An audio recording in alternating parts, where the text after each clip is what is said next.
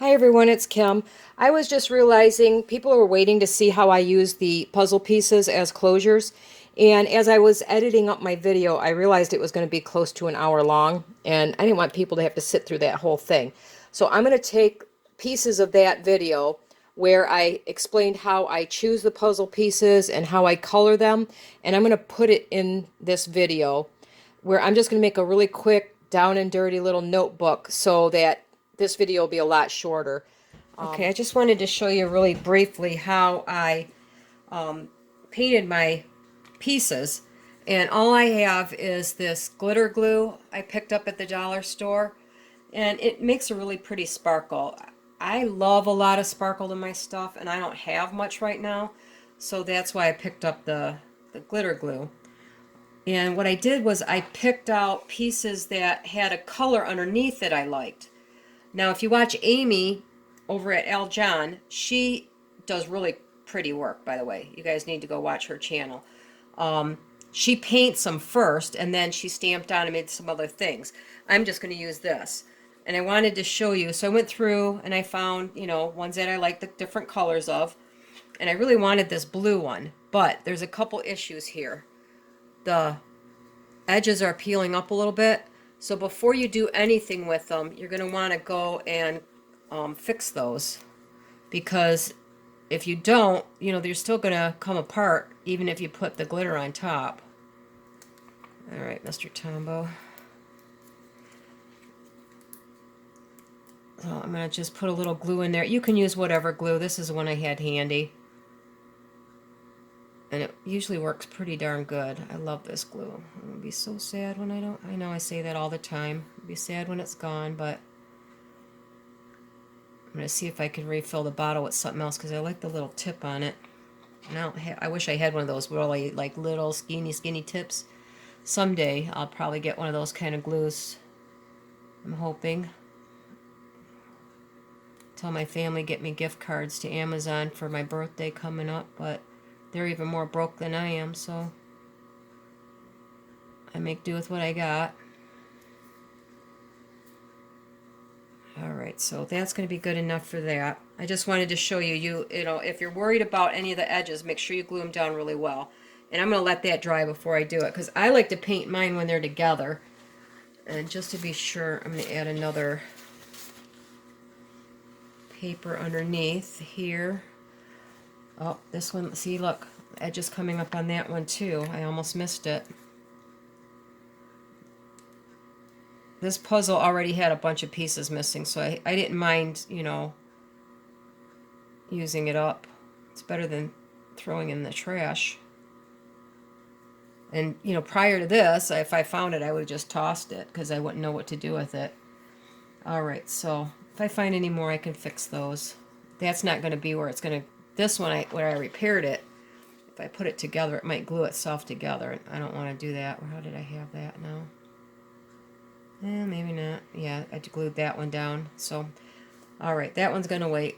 Anyway, I took my polish and I did it while they were together because I don't want to add any bulk between the two. And if these fit really tight, you might want to take something... I wish I had an emery board. That would work really well. I don't have one. All I have is this crazy one. And if you got points on it, give it a light sanding. Amy showed this on hers, and I went back and it does make a difference if they're really sticky, because they're kind of hard to pull apart sometimes. So I just take the very tips off, being careful not to peel them apart, of course. Let's hit the edge I had. Have to figure out where it goes together. That's the problem with the puzzles. You got to make sure you get the right ones. Darn it, where did I have that? Okay, right there. Yeah, it works a little better. It's a little stiff yet, but I don't want it to fall apart. You just want it lightly so that, if you don't have some way to grip it, it's going to be hard to open.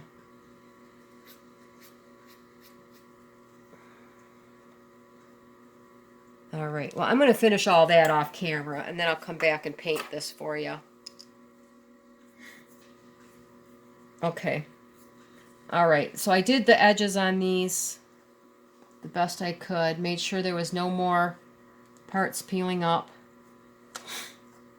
And then if you want, the part that's going to be lifted off the page to open it is going to be the one with this tip. This one's going to stay on your page because this is how they lock together, of course, is with this tip here. So this is going to be on your paper and this is going to lift up. If you want, you can color the back of this a little bit. And I guess I'm picky, I do just a very, very thin line and I just do that little point there. But I do the top part first because that takes the longest to dry. And then I'll come back later and I'll do the reverse side before I stick them down. And I do a little bit around the edges just to, I don't want it to show. And that's why I put them together, because if I added this glitter between, it's actually going to make the puzzle pieces thicker, wider, if you want to call it, because it adds that little bit of thickness to it, and then it makes it even more difficult to open and close them. I guess you could probably come back after you paint them and sand it, but then what's the purpose of sanding them in the first place? I like to do a whole bunch at one time because, I get headaches from the smell of this stuff, and I was working on a 3-day migraine there for a while, and I don't want to go through that again, so I'm going to get this done as quick as I can. I'm going to go probably outside, feed my animals and stuff like that. I don't think they've had their breakfast yet. It's not that late. So, okay, get around my edges the best that I can here. And it's not critical. If you add a little bit of color or shine to the edge, you could probably distress ink them too. That would work. I mean, you know what? I'm going to try that on one of them. See if that makes a difference. And then I stick them together. And so far, knock on wood, I haven't had them stick. Because after I do them, I let them dry most of the way and then I'll kind of peel them apart a little bit. But I'm not like going down in that edge. I'm going next to it. Pretty good here. And this clear polish with the glitter, it'll still look really pretty. I don't have like an eyeball on it or something, although that might be kind of fun for Halloween if you did one. Maybe Halloween, that'd be cute. Put like an eyeball on here or a piece of an eyeball or something. And then you can open it up and say boo or something, or, mine keeps going sometimes. Maybe in weird directions, but sometimes I just get these weird thoughts in my head and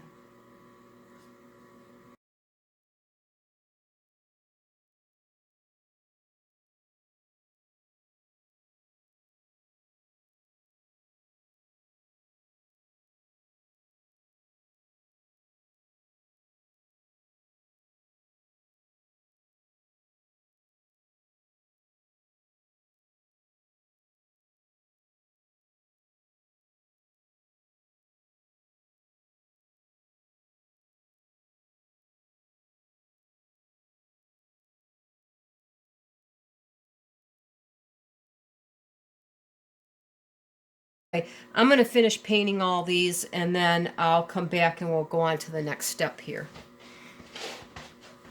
A lot shorter.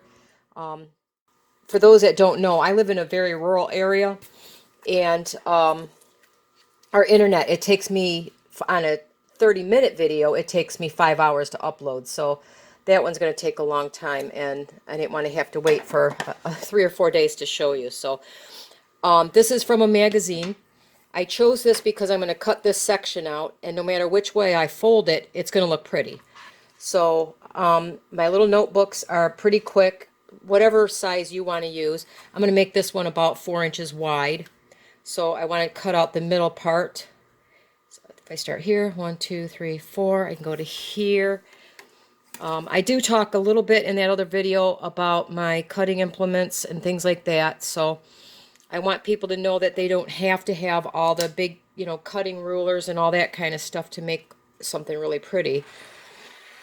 And if you don't have a rotary cutter like I do, I was a quilter, I am still a quilter, for many years, and this is just an old blade that doesn't cut fabric anymore, and it works great for this, because I don't have one of those, cutting things. But if you don't have this, a razor knife, the cheap ones from the dollar store, they're only like a 3-pack for $1, and they're cut really, really good. So anyway, I cut that 4 inches long, and I'm just going to trim off. This I know is a straight edge. I'm going to trim my bottom off here to be straight as well. Having this mat comes in handy for me. Again, you don't have to. You could draw a line with a ruler and cut like that. It works really well also. I do that on many things where I don't need this big ruler. Let's see. I have markings on here. I can line everything up nice, so I know it's perfectly straight. This helps me make these videos a little easier. If I didn't, if I use scissors and a pencil all the time, it would take too long. So, all right, I have to figure out which side I want to be my flap, and I think I'm going to make this part of the flap, because that way you'll see the puzzle piece a little better. And of course the inside is pretty too. When I picked the page, I made sure it was pretty on both sides. I'm going to fold this down about 2 inches. I'm not going to go crazy completely measuring everything. Okay. That way I know when I put my puzzle piece here, you'll be able to see part of it really well. And then I'm just going to fold up the other part of my flap that I want to put my little notebook in there. Doesn't have to be, I just put a few pages. I donate a lot of these to the women's shelter in town, the domestic abuse shelter, and they put, they could put the shelter can put their address in here and emergency phone numbers, and the women can carry them in their purse. And then it's just a cute little notebook, and kind of like, somebody's thinking about you. So I do like to round over my corners real quick. I'm sorry if I'm talking fast. I don't want this to be super long. And you can distress ink it if you want. I think this one I'm going to leave it because I like the contrast. And then I just choose any pages. One thing I did find out, and I mentioned it in the other video, I had put the notebook down here. Well, the problem with that is your closure is on that side, part of your closure. And when you go to write, you have a problem. So if you're going to use puzzle pieces, think about if you're going to have a writing surface where it's at.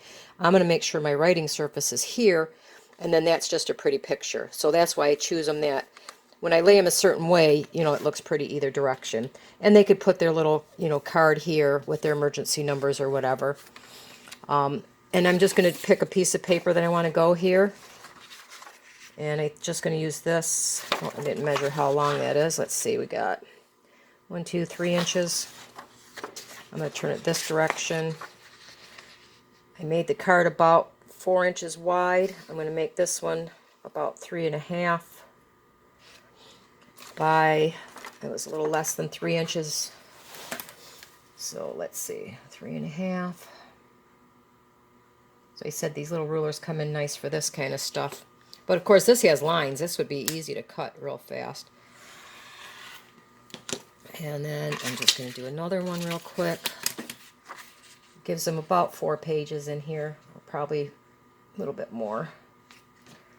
1, 2, 3.5.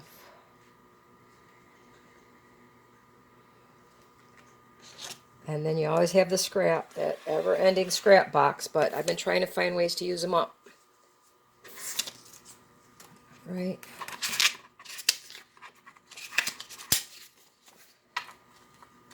Then I can just, let's see. It's going to be too long. So in order to save on some of the scrap, I think I'm just going to, heck with it. I got to cut it anyway. I'll save the centerpiece then. And the other thing you can do, and I saw this on another, this is nothing I invented, that's for sure. You can paint your staples with Sharpie marker and make them a color. That way when you staple them in your journal or whatever, They look really cute. So just a little hint if you want to add just a little bit of color to them. No, that's not right. That is too, I don't need this way. I'm trying to rush here and I'm making it worse, so let's just do it this way. There we go. I don't want them too big. I'll just make them 3 inches. That should be okay. I can always trim these off later if I don't think they fit. I just don't want to take a lot of time and make this video super long for you. All right. So now I have my little pages. And they can write on here however they want. You can use the, you know, the lined paper that the kids use for school is really cute in these. You know, that looks cute too. I'm just going to take my stapler.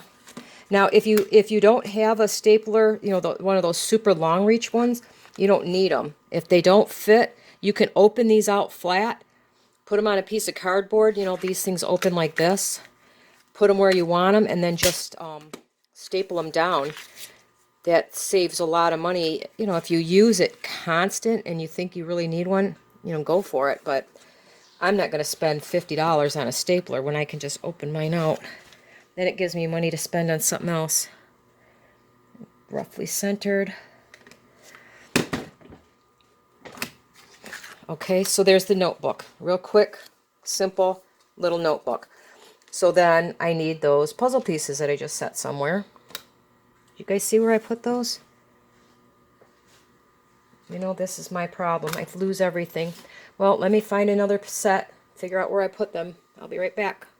Well, lucky for me, I make a bunch of them. All right, so when you go to put them on your piece here, and this might be a little bit short, and I'll be okay with that. You know, like I said, I was kind of rushing through this. I should have made my flap up just a hair, and I can do that. I'll just change it just a tad here. I'm going to refold this just a hair. Nobody's going to know but you and me, right? I'll put something pretty on the inside, like a piece of ribbon or something, so that it looks pretty from the inside also. I don't have a one of those folder things or crease, you know, so it's another thing I'm not going to run out and buy. I just grab something and use it. All right, so once I'm done, I'll just go and add a pretty ribbon or something across there. It'll look pretty. It's just all the same. And anyway, the piece that goes on the flap, you want to have this end, or the end that goes into the other puzzle piece. Okay, oh, well, make sure I got the right one here. That's the wrong piece. And this is the problem with me and puzzles. Okay, sorry. This end has to go on here, whatever this tip is, because if you don't, when you go to unlock it, you'll have to do both pieces. If you want to do it that way, it's fine.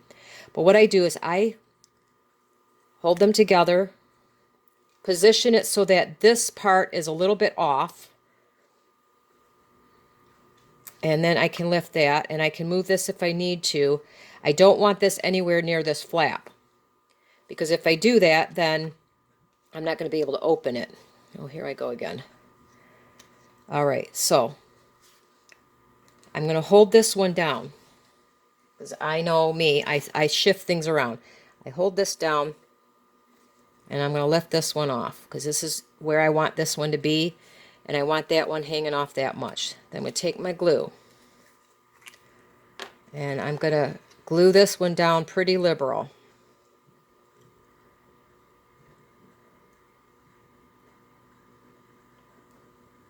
Don't, if you use Tombow, whatever you do, don't get it over the edges, because it causes a sticky surface once it dries. I love it and hate it for that reason, but all right, so I'm going to put my piece back where it belongs. It only takes a few seconds for this one. Now I can lift this one. You have to make sure you get no glue, and I paint it here, so I know I don't want any glue there. Put your glue, your liberal amounts, on the back part, because if you get it over, it's going to stick.